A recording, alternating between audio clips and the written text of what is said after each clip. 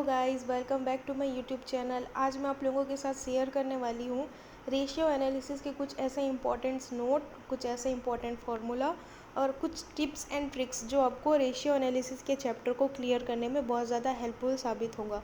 तो चलिए शुरू करते हैं। तो सबसे पहले आप जो स्क्रीन में फॉर्मेट देख रहे हैं ये आपका मेन फॉर्मेट है। इसको आप बहुत अच्छे तरीके से अगर पढ़ लेंगे ना तो आपका आधा चैप्टर तो ऐसे ही निकल जाएगा। फॉर्मूला अलग होता है, फॉर्मेट अलग होता है। तो सबसे पहले आपको फॉर्मेट करना है। ग्रॉस सेल में से जब आप सेल्स रिटर्न को माइनस करोगे तो आपको नेट सेल मिलेगा। नेट सेल में से जब आप कॉस्ट ऑफ गुड्स सोल्ड को माइनस करोगे तो आपको ग्रॉस प्रॉफिट मिलेगा। यहाँ ध्यान रखने वाली बात यह है कि यहाँ पे कॉस्ट ऑफ गुड्स सोल्ड जो है वो दो टाइप का होता है, फिक्स्ड एंड वेरिएबल। क्वेश्चन में आपको कोई भी दे सकता है, तो आपको यहाँ पर ये समझना है कि वो कॉस्ट ऑफ गुड्स सोल्ड है या नहीं। उसके बाद आपको ग्रॉस प्रॉफिट में से जब आप ऑपरेटिंग कॉस्ट को माइनस करेंगे तो आपको नेट ऑपरेटिंग प्रॉफिट मिलेगा। ये नेट ऑपरेटिंग प्रॉफिट को ही हम नेट प्रॉफिट के नाम से भी जानते हैं। और ऑपरेटिंग कॉस्ट यहाँ पास दो टाइप का होता है, fixed administrative selling and distribution expense और सेकंड होता है variable administrative selling and distribution expense. उसके बाद जब आप नेट प्रॉफिट में से इंटरेस्ट को माइनस करेंगे तो आपको इनकम बिफोर टैक्स मिलेगा। इनकम बिफोर टैक्स में से जब आप इनकम टैक्स को माइनस कर देंगे तो आपको नेट प्रॉफिट मिल जाएगा आफ्टर इंटरेस्ट एंड टैक्स। यहाँ आपको एक चीज़ और ध्यान में रखना है कि आपको क्वेश्चन में कुछ भी पूछ सकता है। फॉर एग्ज़ाम्पल, अगर आपको नेट प्रॉफिट दी हुई है और अगर आपको ग्रॉस प्रॉफिट निकालना है तो यहाँ पर आपको इनकम टैक्स, इंटरेस्ट और जो भी डाटा क्वेश्चन में अवेलेबल होगा उसको आप प्लस करेंगे। यानी कि पहले जो चीज़ माइनस हो रही थी अब ऊपर के जैसे ग्रॉस प्रॉफिट को पता करने के लिए सारे रिवर्स हो जाएंगे, सबको प्लस करना है। तो ये चीज़ आप ध्यान में रखना। चलिए अब कुछ इंपॉर्टेंट फार्मूला देख लेते हैं। फर्स्ट है हमारा gross profit ratio. Gross profit multiply 100 divided by net cell. यहाँ सेल में से जब हम कॉस्ट ऑफ गुड्स सोल्ड को माइनस करेंगे तो हमारा ग्रॉस प्रॉफिट मिल जाएगा। और कॉस्ट ऑफ गुड्स सोल्ड अगर हमको क्वेश्चन में नहीं मिला है तो इसको निकालने का तरीका है opening stock plus purchase plus कोई भी direct expense minus closing stock. Second है हमारा net profit ratio. Net profit multiply 100 divided by net cell. Net profit का मतलब यहाँ हमेशा नेट प्रॉफिट आफ्टर टैक्स से है। तो हम नेट प्रॉफिट आफ्टर टैक्स कैसे निकालेंगे? Gross profit minus administrative expense, selling and distribution expense and minus finance अगर एक्सपेंस दिया हुआ है तो इसके बाद हमें net profit before interest and tax मिल जाएगा। इसमें से हम इंटरेस्ट और टैक्स माइनस करेंगे तो नेट प्रॉफिट आफ्टर टैक्स और इंटरेस्ट हमको मिल जाएगा। Third, net operating profit ratio. Net operating profit multiply 100 divided by net cell. यहाँ नेट ऑपरेटिंग प्रॉफिट को हम नेट प्रॉफिट से कैसे निकालेंगे? Net profit minus non operating income plus non operating expense. अगर ग्रॉस प्रॉफिट दिया हुआ है तो gross profit plus operating income minus operating expense. Fourth है हमारा operating ratio. Operating cost multiply 100 divided by net cell. Cost of goods sold, इसका second एक formula और है, cost of goods sold plus operating expense multiply 100 divided by net cell. यहाँ आपने notice किया होगा कि जितने भी चार फॉर्मूला है इसके नीचे हमेशा नेट सेल आ रहा है और ऊपर वो आ रहा है जो क्वेश्चन में हमको दिया हुआ है। जैसे ग्रॉस प्रॉफिट रेशियो, रेशियो से पहले ग्रॉस प्रॉफिट है तो ग्रॉस प्रॉफिट, रेशियो से पहले नेट प्रॉफिट है तो नेट प्रॉफिट, और नीचे देखना चारों फॉर्मूला में नेट सेल हो। तो आप इसको ग्रुप फर्स्ट करके लिख सकते हो जिसके नीचे हमेशा हमेशा नेट सेल ही आएगा। यहाँ ऑपरेटिंग एक्सपेंस का मतलब है administrative expense, selling and distribution expense and finance expense. इसके बाद आता है हमारा सेकंड ग्रुप ऑफ फार्मूला। इसमें आप नोटिस करेंगे कि जो भी क्वेश्चन पूछा होगा, जैसे कि हम पहले देख रहे थे नेट प्रॉफिट रेशियो, तो जो रेशियो के पहले आता था उसको हम ऊपर लेते थे। लेकिन यहाँ पास थोड़ा सा उल्टा होता है। यहाँ पास जो भी रिटर्न ऑन प्रोप्राइटर या शेयर होल्डर फंड होता है उसके मतलब कुल मिला के यहाँ पर जो भी क्वेश्चन में पूछा होता है ना वो नीचे आता है। और यहाँ रिटर्न का मतलब प्रॉफिट होता है, यानी profit after interest and tax हमेशा ऊपर जाएगा और उसमें जो भी दिया हुआ है क्वेश्चन वो नीचे आ जाएगा। तो फर्स्ट हम देखते हैं रिटर्न ऑन प्रोप्राइटर या share holder fund. Net profit after interest and tax divided by share holder fund multiply 100। यहाँ पर शेयर होल्डर फंड को हम क्या क्या इसमें मिला के बनाएंगे? Equity share capital, preference share capital plus reserve and surplus minus accumulated loss and fictitious asset. Second है हमारा return on equity share holder fund, net profit after interest and tax and preference dividend. यहाँ पर हमको ये चीज़ ध्यान रखना है, equity share जो होता है एक्चुअल मालिक होता है कंपनी का, इसमें से जो भी प्रेफरेंस शेयर को जो डिविडेंड जाएगा ये पहले हम उसको दे देंगे, जो बचा हुआ अमाउंट है वो हम इक्विटी शेयर को ट्रांसफ़र करते हैं। Multiply 100 divided by equity share holder fund. Equity share holder fund कैसे निकलेगा? Equity share capital plus reserve and surplus minus preference share capital and accumulated loss. फिर थर्ड है हमारा return on equity capital, net profit after interest and tax and dividend multiply 100 divided by equity capital. ये paid up equity capital कैसे निकलेगा? मान लेते हैं कि हमारे पास 4,000 के इक्विटी शेयर है, 100 रुपये वाले ईच, यानी कि 4 लाख रुपए जो है हमारा पेड अप इक्विटी कैपिटल कहलाएगा।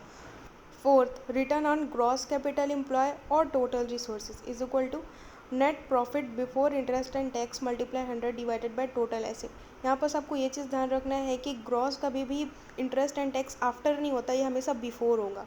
टोटल एसेट में क्या क्या शामिल करेंगे? Fixed asset plus current asset. यहाँ पर हमको ये चीज़ याद रखना है कि फिक्टिशियस एसेट जो दिखावटी संपत्ति होती है उसको यहाँ पर शामिल नहीं करेंगे। Fifth, return on net capital employ, net profit before interest and tax multiply 100 divided by net capital employ.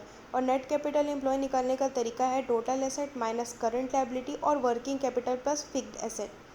फिर सिक्स है हमारा return on proprietor capital employ, profit after interest and tax multiply 100 divided by proprietor capital employ fund.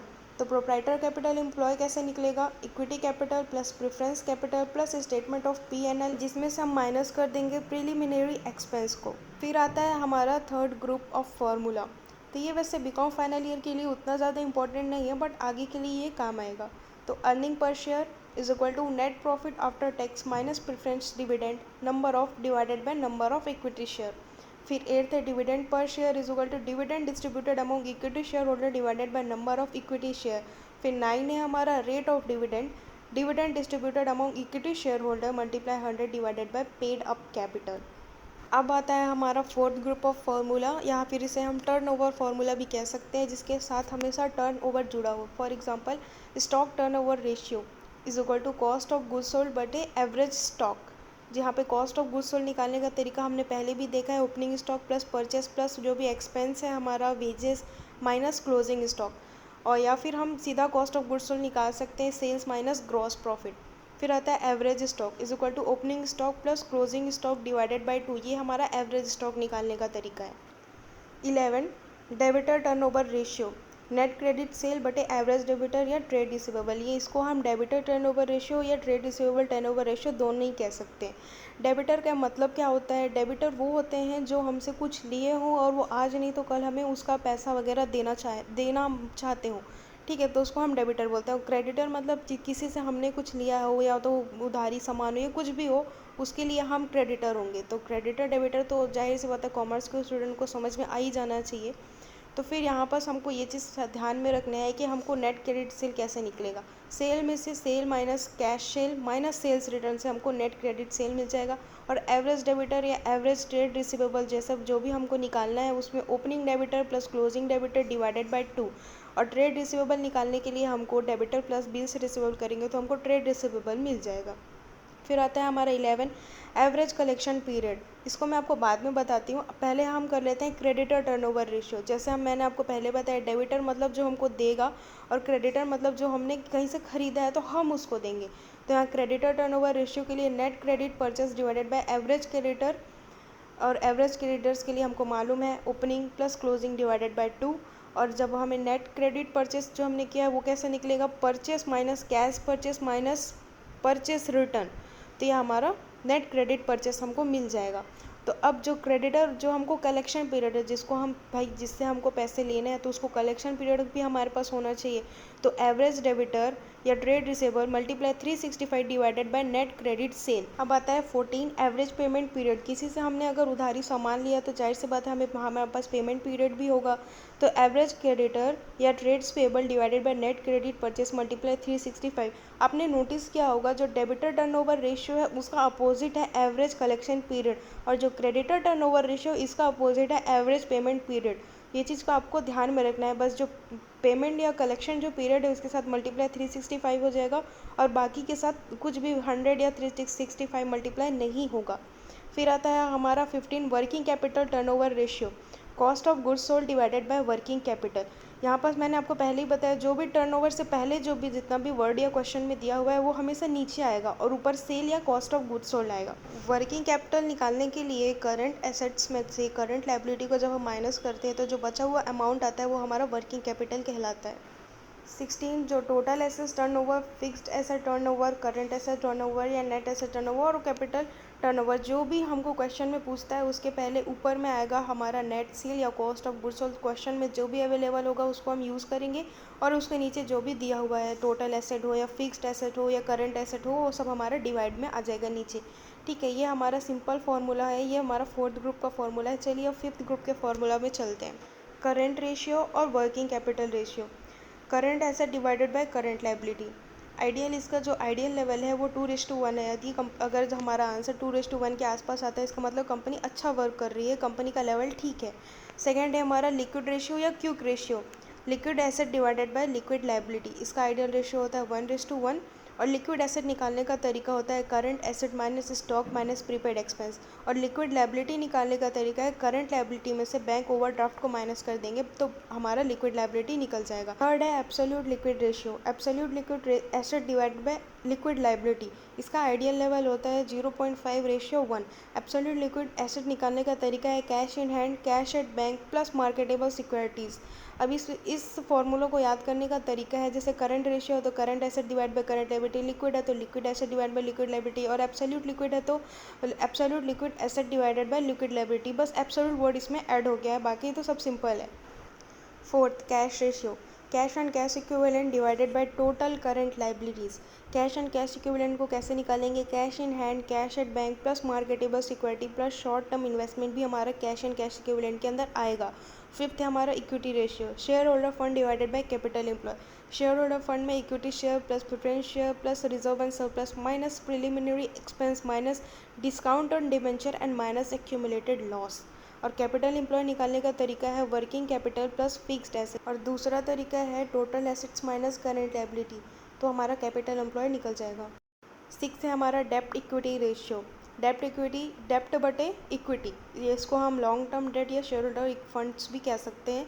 Long term debts के अंदर क्या क्या शामिल होगा? Debenture plus long term loan. Seventh है हमारा प्रोप्राइटर रेशियो या share holder fund ratio. Share holder fund divided by total asset. Total asset के अंदर क्या क्या शामिल करेंगे? Current asset plus non current asset plus intangible asset. लेकिन इंटेंजिबल एसेट्स में केवल वही चीज़ें शामिल होंगी जिसकी अमाउंट हम वसूल कर सकें, फॉर एग्जांपल पेटेंट्स वगैरह।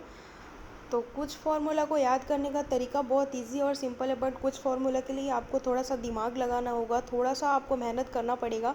तो फाइनली अभी हमारा जो नोट्स का पॉइंट्स है ये हमारे अभी यहाँ पास ख़त्म होता है। इसके बाद मैं आपको कुछ सॉल्यूशन करवाऊँगी। इन नोट्स की हेल्प से एक बार अपने घर पे खुद से करने की कोशिश करना। आई होप आपको सॉल्यूशन अब बनने लग जाएगा।